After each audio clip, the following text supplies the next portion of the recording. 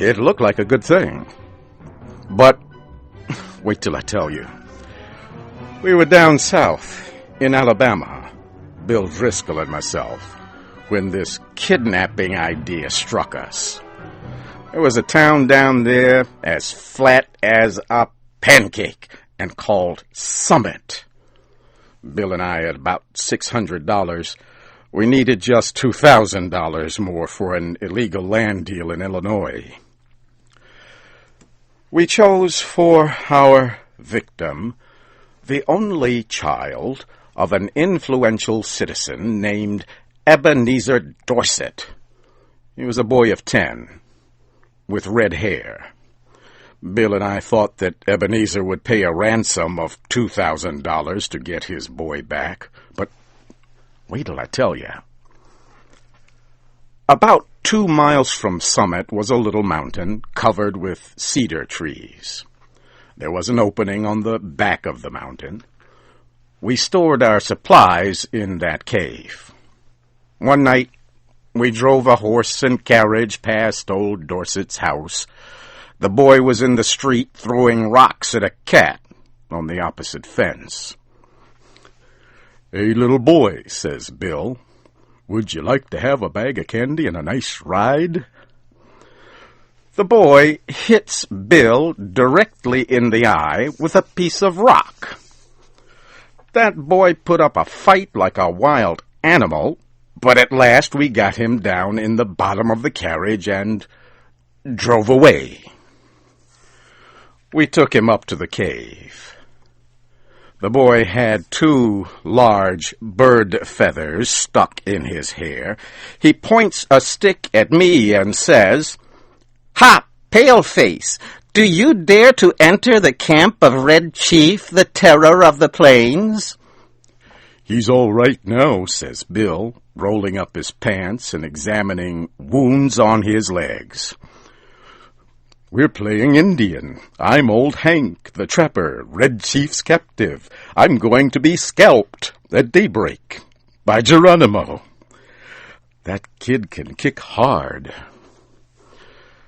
"Red Chief," says I to the boy, "would you like to go home?"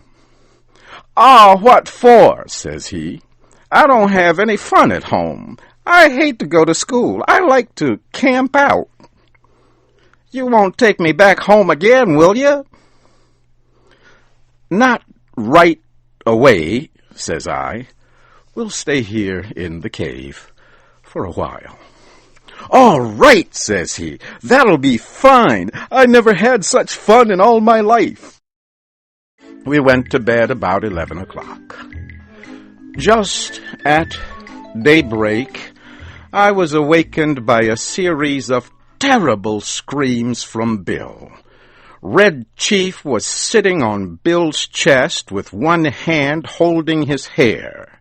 In the other, he had a sharp knife. He was attempting to cut off the top of Bill's head based on what he had declared the night before.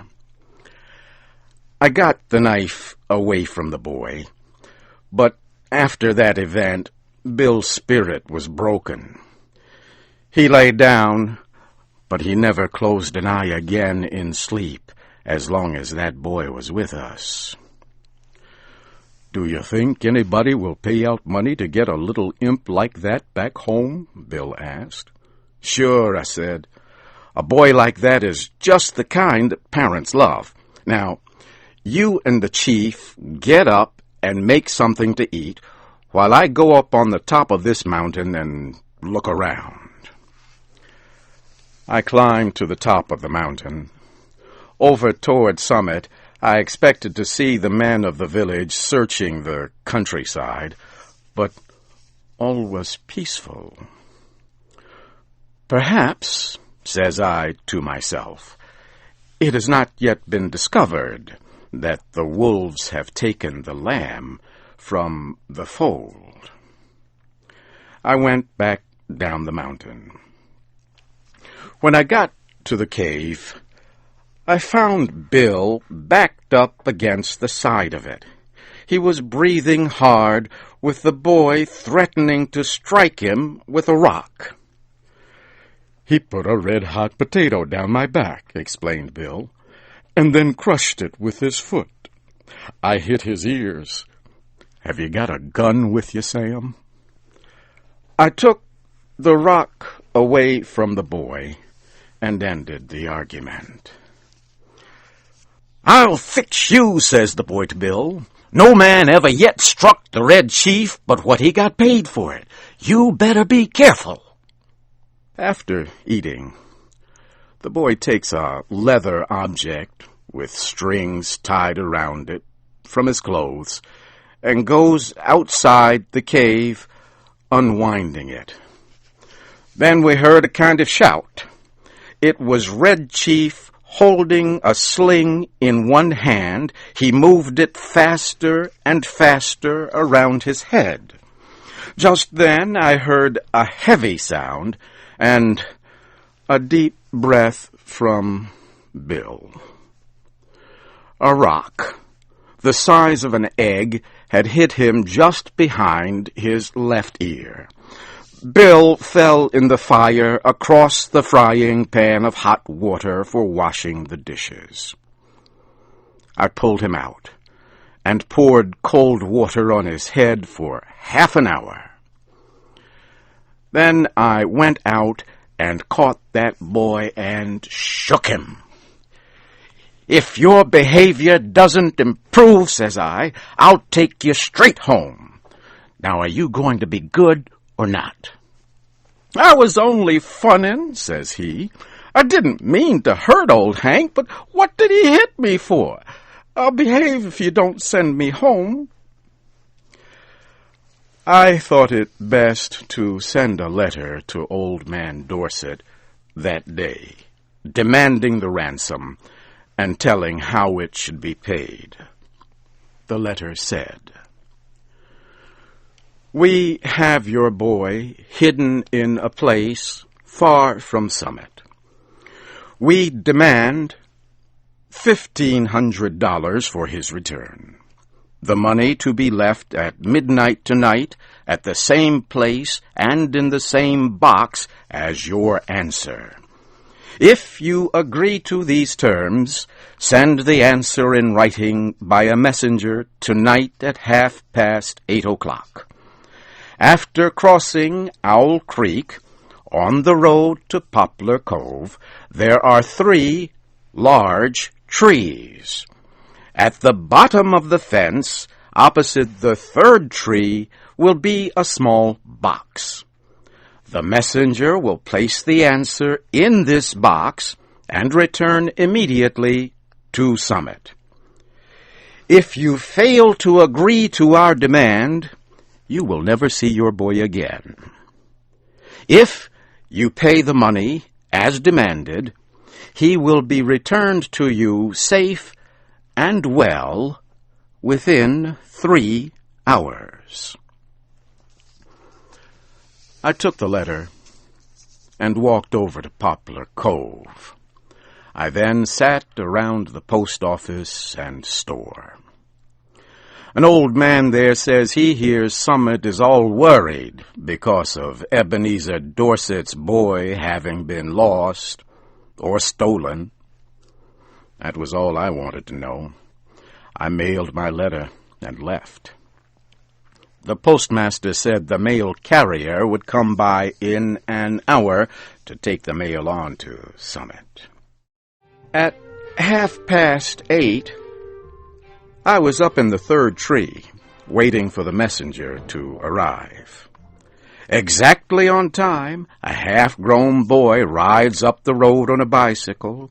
He finds the box at the foot of the fence. He puts a folded piece of paper into it and leaves, turning back toward Summit. I slid down the tree, got the note, and was back at the cave in a half hour. I opened the note and read it to Bill. This is what it said. "Gentlemen, I received your letter about the ransom you ask for the return of my son. I think you're a little high in your demands. I hereby make you a counterproposal, which I believe you will accept. You bring Johnny home and pay me $250, and I agree to take him off your hands.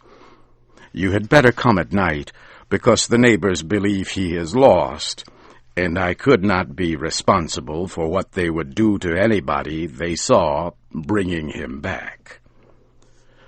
Very respectfully, Ebenezer Dorset. Great Pirates of Penzance, says I, of all the nerve! But I looked at Bill and stopped. He had the most appealing look in his eyes I ever saw on the face of a dumb or talking animal. Sam, says he, what's $250 after all? We've got the money.